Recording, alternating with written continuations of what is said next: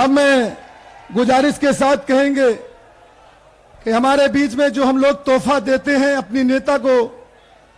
तोहफे में हमारे तोहफा देने वालों में से पूर्व मंत्री हाजी याकूब कुरैशी, देवव्रत त्यागी जी और उनके परिवार के लोग, 2-3-4 लोग जिम्मेदार लोग और सभी जिम्मेदार साथी हमारे बीच में जो सप्रेम भेंट दे रहे, तोहफा दे रहे हैं बहन जी को, एक सोने का मुकुट। सभी लोग बहुजन समाज पार्टी जिंदाबाद, बहुजन समाज पार्टी जिंदाबाद, जिंदाबाद। बहन जी आप संघर्ष करो, बहन जी आप आगे बढ़ो। बीएसपी की क्या पहचान, नीला झंडा हाथ के साथ, बीएसपी की क्या पहचान, नीला झंडा हाथ। बहन कुमारी मायावती जी जिंदाबाद, जिंदाबाद, जिंदाबाद। बहन कुमारी मायावती जी जिंदाबाद, जिंदाबाद, जिंदाबाद। बहुजन समाज पार्टी जिंदाबाद, जिंदाबाद। बहन जी आप संघर्ष करो, हम आपके साथ, बहन जी आप आगे बढ़ो, हम आपके साथ हैं। बीएसपी की इस चुनावी जनसभा में इकट्ठा हुए पार्टी के सभी छोटे बड़े पदाधिकारी एवं कार्यकर्तागण, आज आप लोग देश में व यहाँ आपके उत्तर प्रदेश स्टेट में भी लोकसभा के लिए हो रहे आम चुनाव में अपनी पार्टी के उम्मीदवारों के समर्थन में मुझे सुनने के लिए यहाँ इकट्ठा हुए हैं, तो इसके लिए मैं आप सभी लोगों का हार्दिक दिल से आभार प्रकट करती हूँ। वैसे आप लोगों को ये मालूम है कि हमारी पार्टी कांग्रेस, बीजेपी व अन्य किसी भी विरोधी पार्टी तथा गठबंधन आदि के साथ मिलकर नहीं, बल्कि अकेले ही अपनी पार्टी के बलबूते पर पूरी तैयारी व दमदारी के साथ ये चुनाव लड़ रही है। इसके साथ ही हमने टिकट बंटवारे के मामले में भी सर्व समाज के लोगों को उचित भागीदारी दी है और इस मामले में वैसे आप लोगों को ये मालूम है कि आपकी जो मेरठ लोकसभा की सीट है, वैसे तो यहाँ सर्व समाज के लोग रहते हैं, मुस्लिम आबादी भी काफी ज्यादा है और अपर कास्ट समाज में से जो त्यागी ब्राह्मण समाज है उनकी भी आबादी बहुत ज्यादा है। हमने पूर्व में यहाँ इस सीट पर तो कई बार मुस्लिम समाज को हमने चुनाव के मैदान में उतारा है। लोकसभा के लिए हमने मुस्लिम समाज के व्यक्ति को चुनाव के मैदान में उतारा है, लेकिन इस बार त्यागी ब्राह्मण समाज के लोगों की ये दिली तमन्ना थी कि बहुजन समाज पार्टी इस बार किसी त्यागी या ब्राह्मण समाज के व्यक्ति को मौका दे, चुनाव लड़ने का मौका दे। तो मेरठ जो लोकसभा की सीट है, इस सीट पर हमने त्यागी ब्राह्मण समाज की भावनाओं को ध्यान में रखकर, साथ ही इनकी आबादी को भी ध्यान में रखकर हमने इस बार इस सीट पर बहुजन समाज पार्टी की ओर से श्री देवव्रत त्यागी को चुनाव के मैदान में उतारा है, जिनको कामयाब बनाने के लिए अपनी पार्टी के लोग पूरे जी जान से लगे हैं। हालांकि आज यहाँ आपकी इकट्ठा हुई अपार भीड़ व भीड़ के जबरदस्त जोश को भी देखकर अब मुझे भी एक काफी हद तक भरोसा हो गया है कि पिछली बार की तरह इस बार भी आप लोग अपने प्रदेश से यह लोकसभा आम चुनाव में अपनी पार्टी का बेहतर रिजल्ट जरूर लाएंगे। और इसके लिए अब मैं आप लोगों का ध्यान कुछ जरूरी बातों की तरफ दिलाना चाहती हूँ। और इस संबंध में विशेषकर मैं कांग्रेस, बीजेपी व इनके अन्य सभी सहयोगी दलों के बारे में ये कहना चाहूंगी कि आजादी के बाद शुरू में केंद्र व देश के काफी राज्यों में भी ज्यादातर सत्ता यहाँ कांग्रेस पार्टी के हाथों में केंद्रित रही है, किंतु इनके अधिकांश मामलों में रही गलत नीतियों एवं गलत कार्य प्रणाली आदि की वजह से ही फिर इस पार्टी को केंद्र व काफी राज्यों की भी सत्ता से बाहर होना पड़ा है तथा यही स्थिति इनकी सहयोगी पार्टियों की भी बनी रही है, जिसके कारण ही फिर पिछले कई वर्षों से यहाँ बीजेपी व इनके सहयोगी दल केंद्र एवं काफी राज्यों की भी सत्ता में काबिज हो गए हैं, लेकिन इनकी भी ज्यादातर रही जातिवादी, पूंजीवादी, संकीर्ण, सांप्रदायिक व द्वेषपूर्ण नीतियों एवं कार्य प्रणाली आदि से तथा इनकी कथनी व करनी में भी काफी अंतर होने की वजह से अब ऐसा लगता है इस बार ये भारतीय जनता पार्टी भी केंद्र की सत्ता में आसानी से वापस आने वाली नहीं है, बशर्ते यदि ये चुनाव इस बार फ्री एंड फेयर होता है तथा आम चर्चा के मुताबिक वोटिंग मशीनों में भी कोई गड़बड़ी आदि नहीं की जाती है। और वैसे भी इस बार चुनाव में इनकी कोई भी पुरानी एवं नई चल रही नाटकबाजी, जुमलेबाजी व गारंटी आदि काम में आने वाली नहीं है, क्योंकि अब देश की जनता काफी हद तक इस बात को समझ चुकी है कि इनकी पार्टी ने अब तक देश के विशेषकर गरीबों, कमजोर तबकों, मध्यम वर्गीय एवं अन्य मेहनतकश लोगों को जो इन्हें अच्छे दिन दिखाने के असंख्य प्रलोभन भरे वायदे किए हैं तथा अनेकों हवाई व कागजी गारंटी आदि भी दी है, तो उनका जमीनी हकीकत में अभी तक इन्होंने लगभग 1/4 हिस्सा भी कार्य पूरा नहीं किया है, बल्कि इसके स्थान पर इनका ज्यादातर समय व ताकत भी यहाँ इनके अपने चहेते रहे बड़े बड़े पूंजीपतियों एवं धन्ना सेठों को ही ज्यादा से ज्यादा मालामाल व धनवान आदि बनाने में तथा उन्हें हर स्तर पर छूट देने व बचाने में ही लगी रही है, जिनके अधिकांश आर्थिक सहयोग से ही ये पार्टी व अन्य पार्टियां भी अपना संगठन चलाती हैं तथा चुनाव आदि भी लड़ाती हैं, जिसका काफी कुछ खुलासा बॉन्ड की आई रिपोर्ट से भी हो जाता है। इसके साथ ही अब ऐसा लगता है कांग्रेस पार्टी की तरह ही बीजेपी ने भी केंद्र की तमाम सरकारी जांच एजेंसियों का लगातार ज्यादातर राजनीतिकरण ही कर दिया है। इसके अलावा देश के किसान वर्ग भी वर्तमान बीजेपी की सरकार में शुरू से ही अपनी विभिन्न समस्याओं को लेकर काफी ज्यादा दुखी व परेशान रहे हैं और अभी भी हैं, जबकि यूपी में 4 बार हमारी पार्टी की रही सरकार ने इनके हितों का भी हर स्तर पर विशेष ध्यान रखा है। हमने अपनी चारों हुकूमतों में किसानों को खेती करने के लिए समय से सस्ते साधन हमने उपलब्ध कराए हैं। इसके साथ ही इनकी हर फसल का उचित दाम भी हमारी सरकार ने दिया है। और आपके पश्चिमी यूपी में गन्ना काफी पैदा होता है। गन्ना किसानों को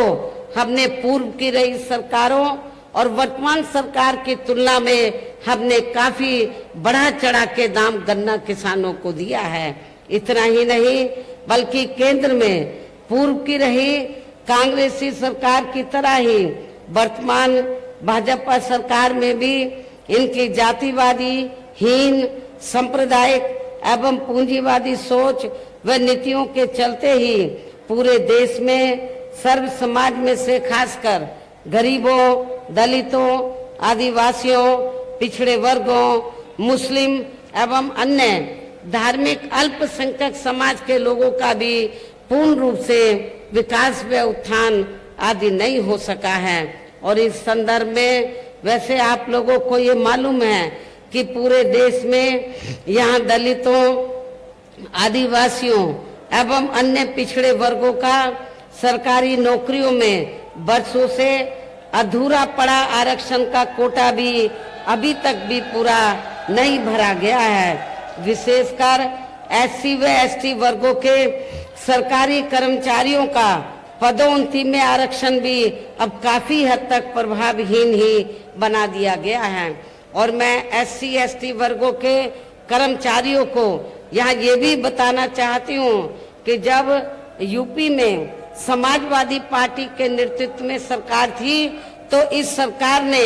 एससी एसटी वर्गों के सरकारी कर्मचारियों का पदोन्नति में आरक्षण बिल्कुल ही खत्म कर दिया था। क्या एससी एसटी के कर्मचारी वर्ग या इस वर्ग के जो लोग हैं क्या ऐसी पार्टी को एक भी वोट देकर अपना खराब करेंगे जो पार्टी आपके आरक्षण को खत्म करने के लिए पूरे जी जान से लगी हुई है? और वो सपा नहीं चाहती है एससी एसटी वर्गों के लोगों को आरक्षण का पूरा लाभ मिले। और इतना ही नहीं, जब इसके बिल को प्रभावी बनाने के लिए हमने राज्यसभा में संशोधन विधेयक हमारी पार्टी द्वारा सरकार पर काफी दबाव बनाकर जब ये विधेयक आया तो समाजवादी पार्टी के सांसदों ने इस बिल को ही फाड़ दिया था पार्लियामेंट के अंदर। अब आप खुद बताइए कि ऐसी समाजवादी पार्टी दलितों का, शोषितों का क्या वो भला कर सकती है? और इतना ही नहीं, इन वर्गों में जन्मे संतों, गुरुओं और महापुरुषों के नाम पर जो हमने जिले बनाए, यूनिवर्सिटी बनाई और पार्क आदि बनाए,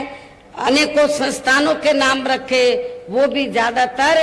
समाजवादी पार्टी की सरकार ने बदल दिए थे। साथ ही केंद्र व राज्यों में भी विरोधी पार्टियों की रही सरकारों में इन सभी वर्गों को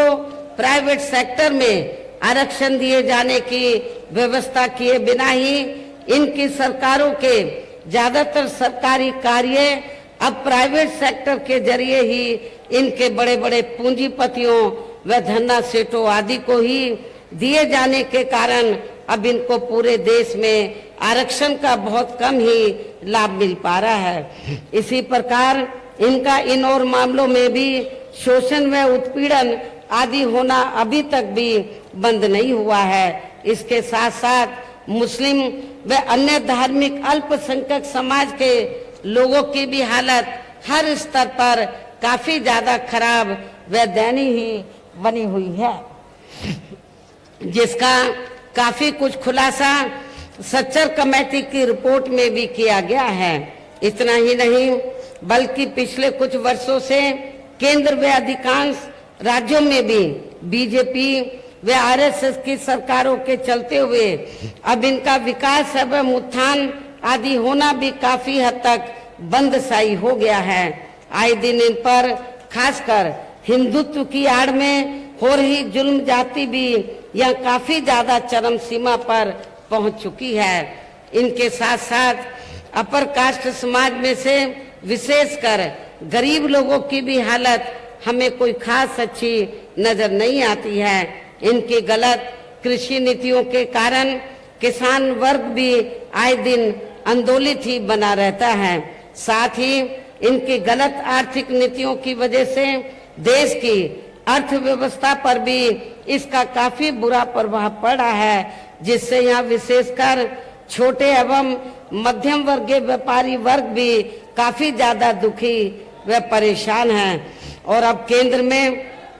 पूर्व की रही सरकारों की तरह ही वर्तमान भाजपा सरकार में भी यहाँ पूरे देश में गरीबी, बेरोजगारी एवं महंगाई आदि भी लगातार काफी ज्यादा बढ़ रही है। देश में हर स्तर पर फैला भ्रष्टाचार भी अभी तक खत्म नहीं हुआ है। साथ ही अपने देश की सीमाएं भी अभी तक पूरे तौर से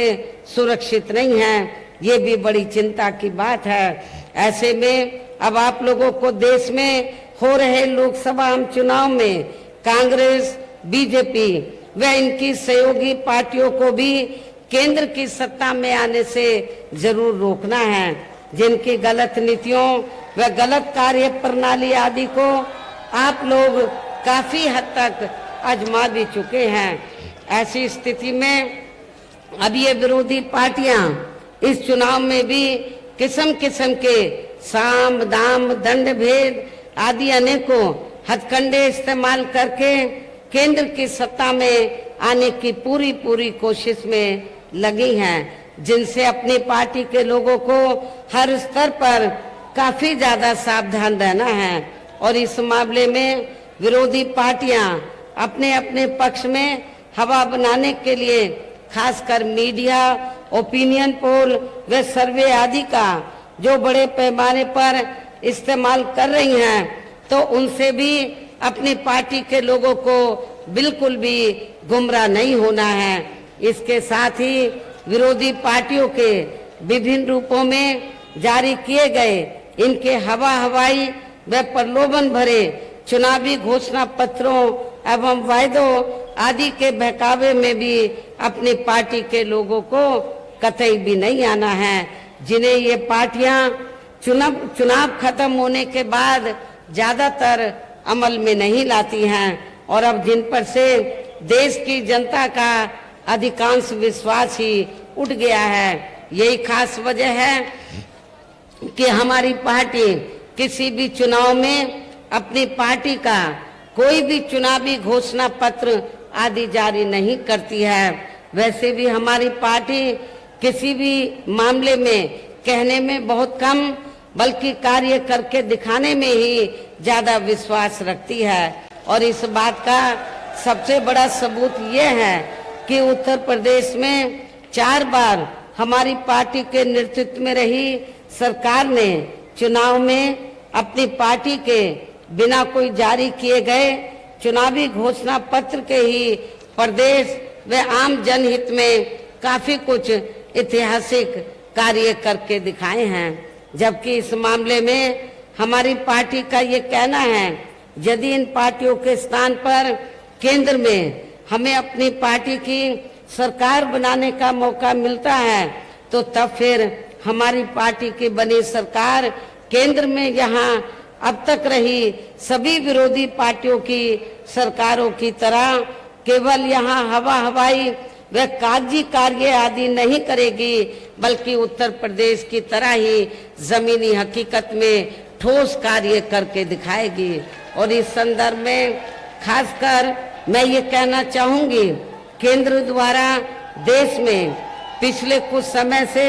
अति गरीब परिवारों को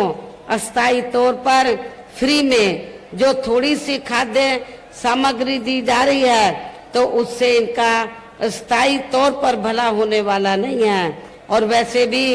इनकी ये जटिल समस्या देश में हर हाथ को काम देने से ही केवल दूर हो सकती है, जिसकी तरफ हमारी पार्टी की बनी सरकार विशेष ध्यान देगी। साथ ही देश में पिछले काफी वर्षों से आए दिन बढ़ रही गरीबी, बेरोजगारी व महंगाई आदि से भी जनता बहुत ज्यादा दुखी व परेशान है, जिसे भी आर्थिक नीतियों में तब्दीली करके फिर जरूर दूर किया जाएगा। हिंदुत्व की भी आड़ में, धर्म की भी आड़ में पिछले कुछ वर्षों से खासकर मुस्लिम समाज के लोगों का द्वेष की भावना से जो इनका काफी ज्यादा शोषण व उत्पीड़न आदि किया जा रहा है, तो उसे भी फिर जरूर रोका जाएगा। और ये सब हमने अपनी यूपी की रही सरकार में करके भी दिखाया है। इसके अलावा हमने यूपी में सर्व समाज में से गरीब एवं बेरोजगार लोगों को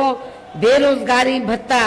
आदि न देकर उन्हें बड़ी तादाद में रोटी रोजी के साधन भी उपलब्ध कराए हैं, जो अब ये कार्य भी अधिकांश ठंडे ही पड़े हैं, जिनको फिर सरकार बनने पर प्राथमिकता दी जाएगी। कहने का तात्पर्य ये है कि देश में इस समय हो रहे लोकसभा चुनाव में विरोधी पार्टियों के जारी किए गए उनके हवाई व प्रलोभन भरे चुनावी घोषणा पत्रों आदि के बहकावे में अब यह खासकर देश के अति गरीबों, मजदूरों, बेरोजगारों एवं अन्य मेहनतकश लोगों को बिल्कुल भी नहीं आना है और अब इन्हें ऐसी सभी विरोधी पार्टियों को हर हालत में केंद्र की सत्ता में आने से जरूर रोकना है, जिनकी कथनी व करनी में काफी अंतर रहा है तथा जिन्हें ये लोग बरसों से काफी आजमा भी चुके हैं। ऐसे में अब मेरा यही कहना है कि आप लोगों को अपने खुद के व अपने प्रदेश एवं देश के भी हित में अपने वोटों को यहाँ कांग्रेस, बीजेपी व अन्य विरोधी पार्टियों को न देकर केवल यहाँ अपनी एकमात्र हितैषी पार्टी बहुजन समाज पार्टी को ही देना है, जो ये पार्टी उत्तर प्रदेश की तरह ही केंद्र में भी अपनी पार्टी की सरकार बनने पर फिर पूरे देश में यहाँ अपनी पार्टी की सर्वजन हिताय व सर्वजन सुखाय की नीतियों पर आधारित ही सरकार चलाएगी। इसके साथ साथ केंद्र से जुड़ी आपके क्षेत्र की जो भी यहाँ स्थानीय समस्याएं होंगी तो उन्हें भी फिर दूर करने का हर संभव पूरा प्रयास किया जाएगा। और इस मामले में आप लोगों को ये मालूम है कि आप लोगों की लंबे अरसे से ये मांग रही है कि इलाहाबाद जो हाई कोर्ट की जो बेंच है तो वो आपके मेरठ में भी बननी चाहिए, लेकिन जिस प्रकार लखनऊ में बेंच बनी है उसी तर्ज पर आपके मेरठ में भी बेंच बननी चाहिए, लेकिन केंद्र की सरकार इस ओर ध्यान नहीं दे रही है। जब हमारी पार्टी केंद्र की सत्ता में आ जाएगी तो इस मामले में सकारात्मक कदम उठाएगी। इसके अलावा आपका जो पश्चिमी यूपी है तो ये क्षेत्र, इस क्षेत्र को ज्यादा से ज्यादा विकसित करने के लिए हमारी पार्टी शुरू से ये चाहती है कि पश्चिमी क्षेत्र को मिलाकर अलग से स्टेट बनाया जाए। हमने असेंबली से प्रस्ताव पारित कराकर केंद्र की सरकार के पास भेजा था, लेकिन केंद्र की सरकार ने उसे अमल में नहीं लाया। जब केंद्र में हमारी पार्टी सत्ता में आएगी तो आपके पश्चिमी यूपी को अलग से स्टेट बनाया जाएगा। साथ ही यहाँ गरीबों, मजदूरों, बेरोजगारों, कर्मचारियों, किसानों, छोटे व्यापारियों एवं अन्य मेहनतकश लोगों के हितों का भी विशेष ध्यान रखा जाएगा। सर्व समाज में से खासकर दलितों, आदिवासियों, पिछड़े वर्गों,